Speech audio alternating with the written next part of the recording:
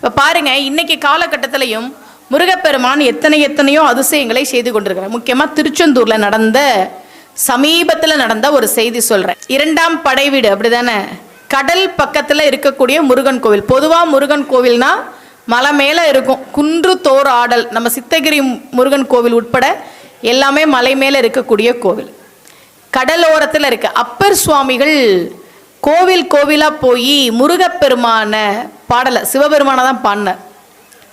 இவர் என்ன சொல்கிறார், அப்பர் சுவாமிகள் சிவபெருமானை பாடிக்கிட்டே போகிறார். பாடிக்கிட்டே இருக்கும்போது ஒரு இடத்துல தன்னையும் அறியாமல் என்ன சொல்கிறார் அப்படின்னா, இந்த சிவனுக்கு எதெல்லாம் பெருமை, மன்மதனை எரிச்சான், பிரம்மனுடைய தலையை கொய்தான், அவன் மிகப்பெரிய வீரன், மிகப்பெரிய தீரன்.